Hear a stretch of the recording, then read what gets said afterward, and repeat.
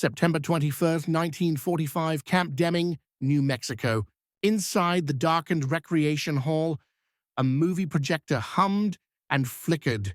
500 German prisoners sat shoulder to shoulder, roaring at the antics of cowboys chasing bandits across the screen. But Georg Gaertner wasn't laughing. He sat stiff and silent, eyes locked on the wall clock, counting down the minutes to 8:47 p.m. That's when the westbound freight train always slowed, right as it hit the curve, past the camp's fence. For 3 weeks, he'd memorized the train schedule like his life depended on it. Tonight, while the others lost themselves in Hollywood gunfights, Gaertner was going to do what only 2,221 out of 425, 821 Axis prisoners in America had ever dared: escape. But he wasn't running toward the war or out of homesickness. What pushed him was a fear bigger than captivity, a terror of what waited for him back home. 6 weeks ago, a letter from the International Red Cross had landed in his hands. He'd read it so many times the creases looked permanent. His hometown, Schwidnitz in Lower Silesia, wasn't German anymore. The Soviets had handed it to Poland, and every German there faced expulsion, prison, or worse. For prisoners like Gaertner, whose homes now sat behind the Iron Curtain, America's endless food and safety wasn't just impressive, it was a lifeline. The movie's gunfire covered his footsteps. Gaertner slipped out of the hall, crawled under 2 gates, and pressed himself flat to the packed earth. In the distance, the freight train whistled. 90 seconds. That's all he had to cross 200 yards of open desert, catch a moving train, and vanish into a country he'd come to love more than the homeland that no longer wanted him. His story didn't start that night in New Mexico.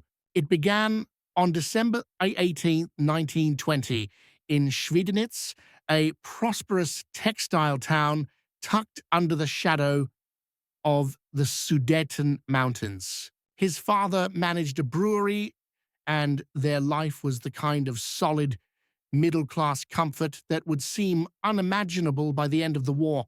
Young Georg was bright, a natural, with languages, and he picked up English and French at school, skills that would end up mattering much more than anything he learned in uniform. When war exploded in September 1939, Georg was 19. Like so many, he got swept up in the national fever, convinced Germany was marching back to greatness. He joined the Wehrmacht, landed in the 10th Panzer Division, and sped through France in 1940. In just 6 weeks, his unit raced through the Ardennes and hit the English Channel. Early victories like these only made the propaganda feel real.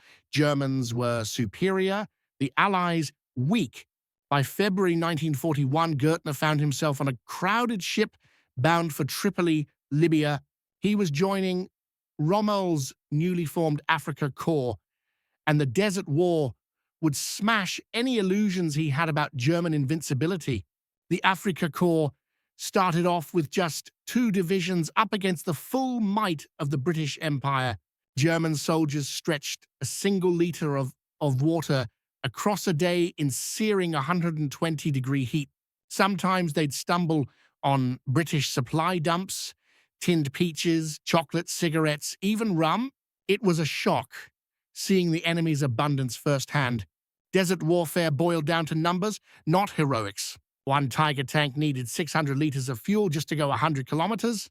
The entire Afrika Korps' fuel for March 1942 wouldn't have lasted Patton's Third Army more than 3 days. Soldiers joked grimly that Rommel's genius meant winning battles with machines patched together by wire and hope. Gaertner rose to sergeant in the 164th Light Africa Division, leading scouts who'd slip through British lines before offensives.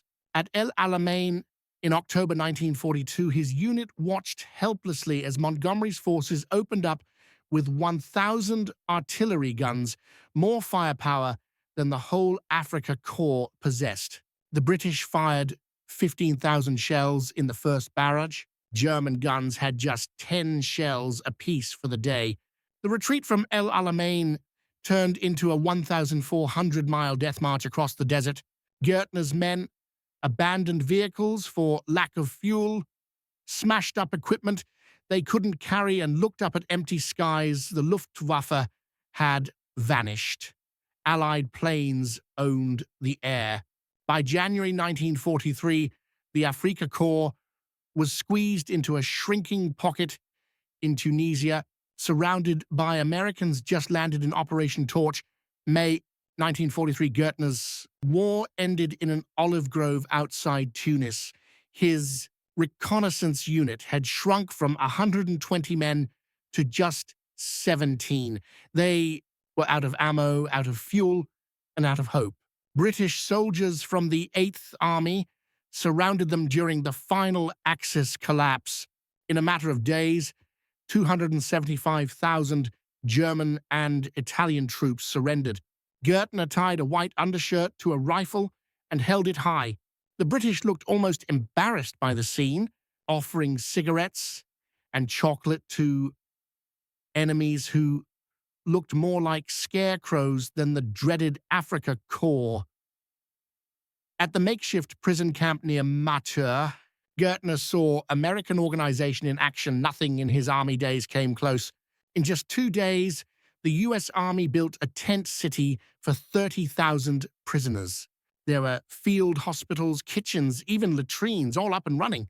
The Americans processed every prisoner with assembly line speed. Photos, fingerprints, ID tags, no wasted motion. Then came the first real shock. The food. After scraping by on dry biscuits and sardines for months, the prisoners now got American sea rations. Soldiers grumbled about these meals, but to Gaertner and the others, it was a feast. Canned beef, crackers, chocolate, coffee, cigarettes. He watched American guards toss away half-eaten food that would have fed his old unit for days. When he pointed it out, a young guard from Iowa just shrugged. "Don't worry, Fritz, we got plenty more where that came from." The Liberty ship that would take Gaertner across the Atlantic, USS Samuel Huntington, was American power in steel. Built in just 44 days in California, it was one of thousands just like it. On board, the mess hall served fresh bread every day, powdered eggs that actually tasted like eggs, and coffee so plentiful some sailors poured leftovers overboard. During the 2-week voyage in July 1943, Gaertner's English got him a job helping with prisoner admin. That let him up onto the bridge, where he watched radar track ships far beyond sight, technology Germany barely dreamed of. In the medical bay, he found medicines German field hospitals hadn't seen in years, including the new wonder drug penicillin. Americans handed it out like aspirin. What stunned Gaertner most was how casually the crew treated their material wealth. Sailors tossed magazines after a single read, threw away shoes hardly worn, and gambled away paychecks that were more than a German officer made in a year. When Gaertner asked about the waste, one sailor just laughed. "Hell, Sarge, America makes more in a day than we can throw away in a month." On July 24, 1943, the Samuel Huntington sailed into Norfolk Naval Base, Virginia. Gaertner counted 47 cargo ships, 12 destroyers, and 3 aircraft carriers, some being built, some under repair. The Newport News shipyards stretched 3 miles along the river, cranes swinging under blinding electric lights. As the prisoners marched past, they saw parking lots full of private cars, workers' cars. In Germany, owning a car was only for the elite. Here, welders and riveters drove themselves to work. Billboards advertised wages that seemed impossible. Skilled workers earning $120 per hour, while Germans might scrape together 50 Reichmarks a month. But nothing prepared Gaertner for the train ride inland instead of cattle cars like in Germany. The prisoners boarded real Pullman coaches, cushioned seats, overhead racks, electric fans. The dining car served hot meals on real plates with metal knives and forks. Even German officers didn't get that on troop trains.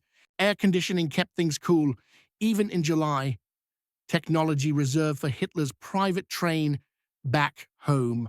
As the train rolled through Virginia's Tidewater region, Gaertner pressed his face to the glass. According to Nazi propaganda, this America couldn't exist. Every small town glowed with electric lights. Late into the night, Martinsville's Main Street showed off shop windows, packed with goods. Roanoke's rail yards blazed with floodlights, turning night into day. Germany had been under blackout since 1940. Here, light was everywhere, so much they wasted it. The train stopped in Charlottesville for water and coal. Gaertner watched Americans at work. Automated coal loaders filled the engine in 20 minutes, a job that took 2 hours by hand in Germany. Railroad workers wore leather boots and denim overalls, both expensive luxuries back home. They drank Coca-Cola from glass bottles and tossed the empties into bins, treating as trash what would have been a prize in wartime Germany. Crossing into Tennessee, the scale of American industry just kept growing. Outside Kingsport, the Tennessee Eastman Chemical Complex sprawled for miles. Through Kentucky coal country, endless freight trains rumbled alongside, loaded with Appalachian coal. Gaertner counted 147 cars on one train alone. It was a different world. Each train car hauled 100 tons, pulled by locomotives that made anything in Europe look puny. Near Louisville, the prisoners got their first look at the Rubber Town complex. 4 enormous synthetic rubber plants had popped up from empty fields in just 18 months. Together, they churned out 800,000 tons a year, using chemical processes invented by Germans but never pushed this far back home. At its best, Germany barely managed 120,000 tons. The shock just kept piling up as the miles rolled by. In St. Louis, they crossed the Mississippi. Down below, barges floated by carrying more grain than Germany harvested in all of 1942. Rail yards stretched for 8 miles along the river, lined with grain elevators, holding enough wheat to feed Munich for 5 years. Then came Missouri's farmland. Cornfields ran right out to the horizon. Every farmhouse had electricity, running water, and at least one car parked outside. Farmers drove combines that cost more than a German worker could dream of earning in a lifetime. And these weren't land barons or party big shots, just regular folks. 4 days of this relentless American plenty, and finally, the train pulled into Camp Hearne, Texas, on July 28th, 1943. They'd thrown up the camp in just 4 months, 840 acres on the edge of a little Texas town. It held up to 4,800 German prisoners, and honestly, the conditions beat what most of them had known as civilians. The barracks were wood, nothing fancy, but they had electricity, flush toilets, and hot showers. Compared to Wehrmacht field tents, it felt almost luxurious. The abundance bordered on cruel, knowing their families back home faced hunger. Every prisoner got 3,000 to 3,600 calories a day. Meat, vegetables, bread, butter, milk, coffee, stuff German civilians surviving on 1,000 calories a day wouldn't see until years after the war. The kitchen staff tossed out more food than whole German villages ate. Gaertner landed a spot in the camp's administrative office thanks to his English. That job opened his eyes to American logistics. Each week, Camp Hearne took in 40,000 pounds of beef, 20,000 loaves of bread, 15,000 gallons of milk, and mountains of fresh vegetables. Prisoners built elaborate facilities using leftover materials Americans just called scrap, an amphitheater for 30,000 people, soccer fields, swimming pools, fountains. In Germany, that concrete and lumber would have been priceless. By September 1943, America's labor shortages meant prisoners worked the fields and factories. Gaertner's crew got sent to local cotton farms, no blindfolds, no secret routes. The first place belonged to Jim Morrison, 2,000 acres right outside Hearne. Morrison showed up in denim overalls driving a Ford truck that cost more than a German worker's lifetime wages, 2 tractors, a combine, mechanical cotton pickers, machines that did the work of dozens. When Gaertner marveled at it, Morrison just chuckled. "Hell, Sergeant, I'm a small farmer. You ought to see California." Black and Mexican field hands worked the bottom rung of American society, but even they ate lunches that would have been a feast in wartime Germany, thick meat and cheese sandwiches, fruit, thermoses of iced tea. They wore sturdy boots, cotton clothes, had radios, bikes, sometimes cars. Gaertner once remarked that this looked like prosperity. A black foreman, Samuel Washington, just shook his head. This ain't prosperity, Sergeant. This is just regular times. You should have seen the 20s. At a cotton gin near Calvert, Gaertner watched machines process more cotton in a day than his entire home province could handle in a month. The gin ran on electricity from the Rural Electrification Administration, which had brought power to 90% of Texas farms. All of it, machines, power, food, drove home just how vast the gap was. But nothing smashed Nazi racial ideas more than Christmas 1943. American churches, civic groups, even families sent 500,000 Christmas packages to German POWs, men who tried to kill their sons months before. Cigarettes, candy, soap, razors, playing cards, hand-knit socks. At Camp Hearne, the local Methodist and Baptist churches held a Christmas service in German. The choir, just Texas housewives whose loved ones were fighting overseas, sang Stille Nacht and O Tannenbaum, while prisoners cried. Sunday school kids drew Christmas cards. Jesus loves you. Merry Christmas, Fritz. The Christmas meal was a feast beyond belief for men who knew their families back home were starving. Turkey, ham, stuffing, mashed potatoes, gravy, green beans, cranberry sauce, pumpkin pie, ice cream, enough food to feed an entire German battalion for a week. The mess halls sparkled with electric lights, tinsel, and real Christmas trees. Gaertner spent that day handing out mail, including Red Cross packages from Germany that showed just how desperate things had gotten back home. German families wrote on scraps of whatever paper they could find, stuffing letters into envelopes made from newspaper, pasting on stamps that showed Hitler's face, drawn and worn. American Christmas cards, by contrast, arrived thick and glossy, bursting with color and cheerful scenes. A quiet but obvious reminder of how differently the two countries were faring. By spring 1944, over 15,000 German POWs in Texas camps had signed up for educational programs. The U.S. Army teamed up with American universities to offer correspondence courses, lectures, and job training.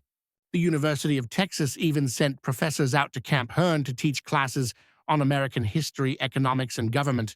Some of these teachers were Jewish refugees who had escaped Nazi Germany themselves, but they taught without bitterness or propaganda. Professor Ernst Goldmitt, who got out of Heidelberg in 1938, taught constitutional law to Wehrmacht officers who had once sworn loyalty to Hitler. The students expected payback, but Goldmitt showed none, and that shook them. The camp library was stacked, 20,000 books in German and English, plus subscriptions to loads of American newspapers and magazines. Prisoners read everything from the New York Times to Time, Life, and the Saturday Evening Post, able to compare points of view in a way that just wasn't possible back in Nazi Germany, where every headline stuck to the party line. Job training classes prepared the prisoners for life after the war, using equipment German trade schools could only dream of. The auto shop had real engines to take apart, electrical systems to puzzle over, and diagnostic machines German colleges didn't have. Gaertner took accounting learning firsthand how capitalism actually worked, not the twisted Nazi version. Textbooks explained how corporations ran, how stocks and bonds operated, and how regular Americans could invest their savings and build real wealth. By summer 1944, POW labor programs ramped up even more as American factories hit record highs. Gaertner's crew ended up at a small oil refinery outside Houston, watching oil get processed on a scale that made it clear why German tanks ran dry, while the Allies never seemed to. The refinery handled 100,000 barrels every day, more than all of Romania's oil fields, which Germany fought so hard to hold on to. 5,000 people worked there, around the clock, including hundreds of women running complicated machinery. These women earned more than German factory managers, drove their own cars, and wore clothes that would have required impossible ration coupons back home. At the San Jacinto Ordnance Depot, prisoners hauled boxes of ammo, stunned by America's military output. One shipment held more artillery shells than a German division would use in a month. The Houston Ship Channel moved more cargo in a single day than Hamburg, Germany's biggest port, could handle in a week before the war. But what really got to them was the waste. Americans tossed out materials Germans would have saved at any cost. Empty oil drums, left to rust, broken machines, scrapped, not fixed. That easygoing approach to resources showed just how much America had. Efficiency didn't even matter when there was this much surplus. All through 1944, letters from Germany brought heartbreaking news, a sharp contrast to the abundance around them. Gaertner's mother wrote on ledger scraps in pencil because there was no ink left. She told him she survived on starvation rations while his father's brewery had been bombed to rubble. Then, in June, word of D-Day swept through the camp. Guards rushed in with extra newspapers, buzzing about the invasion. 6,000 ships, 11,000 planes, 150,000 men hitting the beaches all at once. The sheer size of it made German resistance look pointless. By fall, even the most die-hard Nazis among the prisoners went quiet as letters described cities without water or power, and old men and boys being drafted for a last hopeless defense. Then, in April 1945, the U.S. Army showed them films from the newly liberated concentration camps. At first, many prisoners refused to believe what they were seeing, but the evidence was undeniable. Gaertner watched seasoned Afrika Korps veterans break down and cry as the truth hit home.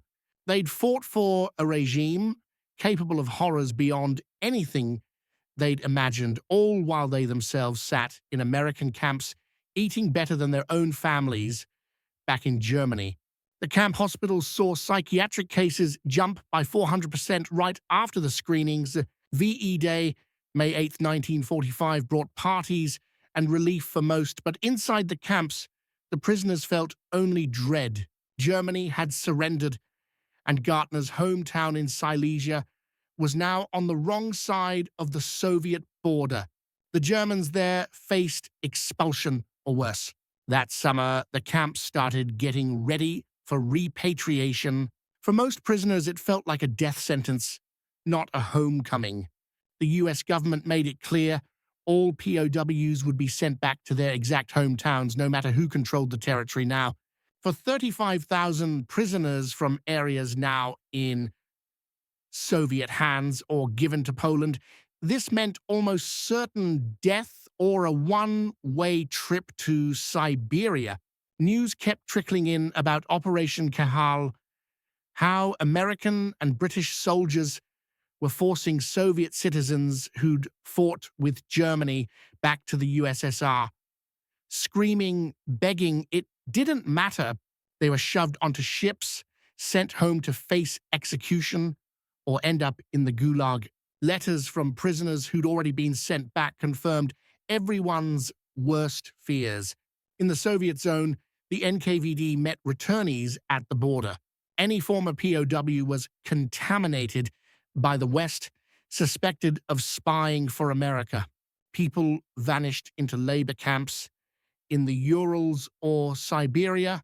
For Georg Gaertner, the urge to escape turned into a plan that August, once he found out for sure that Schwidnitz had been handed over to Polish control. Every German there would be expelled immediately. His job in camp administration gave him access to the repatriation schedules. He saw that his group was set to ship out to Fort Eustis, Virginia in October, then by Liberty ship to Bremerhaven, then by train straight to Silesia, right into Soviet or Polish hands. Gaertner planned his escape carefully. He watched how the guards rotated, memorized train schedules, and squirreled away his POW pay, 80 cents a day, which he could trade for cash. He worked on his English, practicing until he could pass as Peter Peterson, a Norwegian immigrant who'd lost his papers. On September 21st, 1945, everything lined up. The Western film San Antonio was showing, and almost everyone went, leaving only a few guards. It was a new moon, so the night was pitch black. Gaertner had saved up $25, enough for food and travel. At 8:30 p.m., just as gunfire blasted from the movie, he ducked out the back of the recreation hall. Moving low, he crossed the yard in 90 seconds, checked for patrols, then crawled under the outer fence and bolted across the desert scrub. When a freight train's headlight cut through the dark, Gaertner ran alongside the tracks, grabbed a boxcar's ladder, and hauled himself inside while the train was still moving 15 miles an hour, maybe more. He collapsed on the floor, heart pounding, listening for alarms that never came. By the time guards realized he was gone at the 10 p.m. count, the train was probably 30 miles away, rolling west toward El Paso and freedom. Gaertner made it to El Paso at dawn on September 22nd. He got a room at the YMCA for 50 cents. The desk clerk, a veteran missing his left arm, eyed him up and down but didn't say a word. In the reading room, newspapers spelled out how hard the search was on. The El Paso Herald-Post said military police were checking trains and bus stations for the escaped German POW. The FBI was involved. $50 for anyone who turned him in. Gaertner swapped his jacket for work clothes at a second-hand store, denim overalls, a cotton shirt, battered boots. Now, he looked like any other migrant laborer. Instead of buying a bus ticket, he waited with a group of Mexican workers for the farm trucks, picking up cotton pickers. He climbed in with dozens of others, heading north to Las Cruces. The cotton fields outside Las Cruces were perfect cover. The bosses there only cared if you could work, and they paid cash daily, no questions asked. Gaertner picked cotton from sunrise to sunset, making $3 a day, more than a German worker could dream of in a week. Even at the very bottom, America felt rich. The workers slept in tents but ate well. Canned food, cigarettes, cold cokes from a traveling store. Even the poorest had radios, guitars. Among the Mexican laborers, Gaertner stuck to his story. He was Peter Peterson, a Norwegian who'd lost his papers in a California boarding house fire and just drifted into farm work. Nobody questioned it. Most of them had their own reasons for keeping quiet. After 3 months in Las Cruces, Gaertner had saved $200, enough to risk the next move. He bought a bus ticket to Fresno and traveled at night, always watching for checkpoints. In January 1946, Gaertner was out in California's Central Valley picking up work at the Giacomazzi Ranch near Hanford. Tony Giacomazzi ran the place, a second-generation Italian-American whose parents had clawed their way up from nothing. He paid well, gave his workers decent places to live, and didn't ask questions about where they came from. By that summer, Peter Peterson knew he had to vanish. FBI wanted posters still hung in post offices, and Norwegian Americans were coming back after visiting their newly freed homeland. Gaertner saw his chance for a fresh start. He grabbed a new name, Dennis F. Wilds, from an Arkansas migrant family he'd befriended. This new identity came with a made-up backstory: orphaned at 7, raised by the state, no ties, nobody to vouch for him. Honestly, in post-war America, getting the papers wasn't even hard. Within a few months, Dennis Wilds existed on paper, complete with a birth certificate, social security card, and driver's license. Winter 1947 found Gaertner out in the Sierra Nevada mountains. He landed at Sugar Bowl, near Lake Tahoe, where his alpine skiing skills landed him a job right away. Teaching rich Americans to ski brought in more money than he'd ever dreamed, $300 a month plus tips that sometimes doubled that. The difference between this and the devastation back in Germany haunted him. He'd glide down perfect slopes with Hollywood starlets, while Red Cross letters told him his family was barely surviving in a refugee camp near Frankfurt. He wanted to help, but he was convinced they'd be safer, thinking he was dead. At Sugar Bowl, he met Mary Patterson, a San Francisco heiress who loved to ski as much as he did. They fell for each other, sharing long runs down powdery hills, while Europe suffered through the brutal winter of 1947.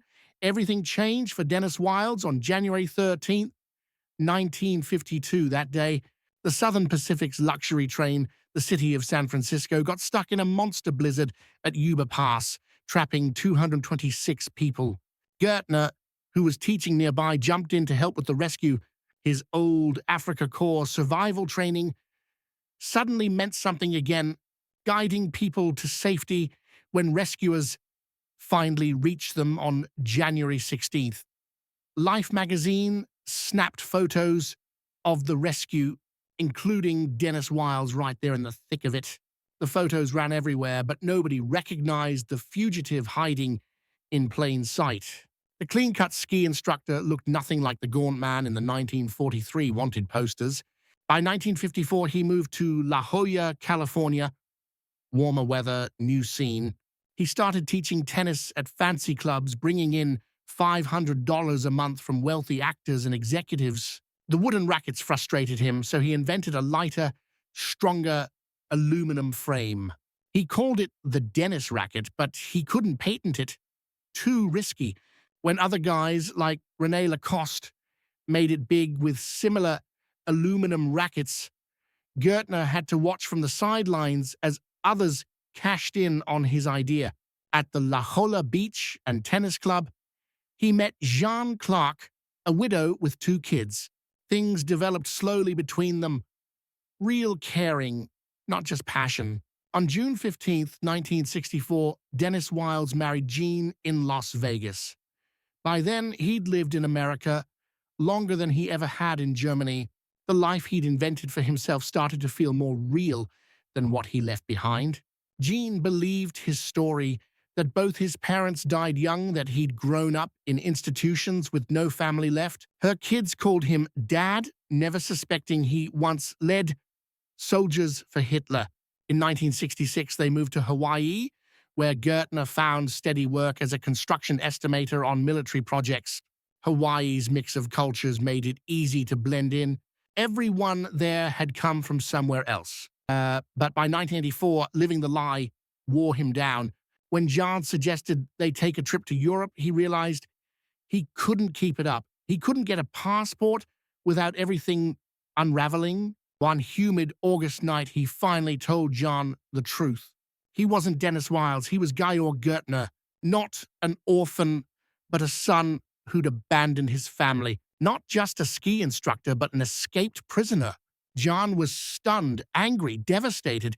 20 years of marriage, all built on a lie. They separated in 1985, but never divorced. Dennis Wilds couldn't get the paperwork for that either. Back in 1979, Arnold Kramer wrote Nazi Prisoners of War in America. He mentioned 7 German POWs who'd vanished without a trace. Georg Gaertner was one of them. Years later, Gaertner reached out to Kramer through go-betweens, hoping to tell his story in exchange for a deal to surrender. On September 11th, 1985, exactly 40 years after he escaped, Gaertner finally turned himself in right on NBC's Today Show. Bryant Gumbel interviewed him as millions watched the last fugitive POW bring 4 decades on the run to an end. The government's reaction was pure bureaucratic confusion. The FBI wanted nothing to do with prosecuting a 65-year-old man over something that happened 40 years before. The Immigration and Naturalization Service couldn't even figure out what to call him. He wasn't an illegal immigrant. America had brought him here. He couldn't be deported either. The Germany he'd left behind didn't really exist anymore. Legal hearings dragged on for years. In 1990, Congress passed a special law granting Gaertner permanent residency. He waited until November 2009 to finally become a U.S. citizen at 88 in Denver. He spent his last years quietly in Loveland, Colorado. Once his legal mess was sorted, his wife Jean divorced him. He gave interviews now and then, always thankful for the kindness he'd found in America, and always a bit regretful about the long deception. In 2012, Gaertner made one last trip to Germany to visit his sister in Hamburg. The country he found was nothing like the ruins he'd fled. He died in Loveland on January 30th, 2013. The death certificate listed both his names, Georg Gaertner and Dennis F. Wiles, acknowledging the double life he'd lived for 67 years. His story goes way beyond one man's escape. Out of the 425,871 Axis POWs in America, only 2,222 tried to break out. That's just 0.52% proof of the psychological shock these men felt seeing American prosperity while knowing their own country lay in ruins. Nazi propaganda had painted America as weak, but these men saw something else. A country fighting a world war and still overflowing with abundance, outstripping even pre-war Germany. The camp experience was a shock, too. German POWs in America ate better than German civilians back home. Triple the calories, in fact. Most were changed by it. They went back to Germany as accidental ambassadors for democracy, helping rebuild the country along American lines. But for Gaertner and for Kurt Russell, another escapee who lived as Frank Ellis for 14 years, it was just too much to reconcile. The difference was too big. The numbers tell the story. Out of 383 German POWs, 95% rated their treatment as good or excellent after the war. Only 7, including Gaertner, stayed missing for good. No American civilians were killed by escaped POWs, and about 5,000 former prisoners ended up immigrating here legally after 1950. Compare that to Soviet camps of 3 million German POWs held by the USSR. Around 1 million died, and the survivors weren't released until 1955. American camps, for all their fences and guard towers, became unexpected classrooms in capitalism.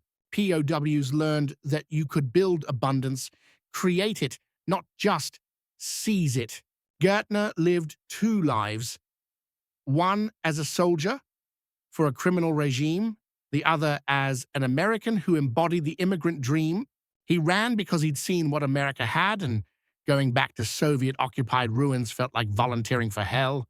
America's treatment of German POWs was soft power at its best. By treating enemies with dignity, the U.S. turned adversaries into friends. Still, Gaertner's transformation came at a cost. His parents died thinking he was gone. His sister mourned for nothing. His wife learned the truth decades later. The last German soldier in America died as an American, his life tracing the full arc of post-war reconciliation, from Afrika Korps sergeant to Colorado retiree. His gravestone doesn't mention any of this, but his story still stands as proof of what prosperity and generosity can do. Gaertner was so taken with America's abundance that he'd rather risk everything than go home. In the end, he found what he was really looking for. Not just comfort, but the freedom to become someone new. He died as Dennis F. Wiles, having chosen America so completely that, in the end, America chose him right back. His escape wasn't just from Camp Deming, it was from history. He found refuge in a country willing to forget his past and give him a future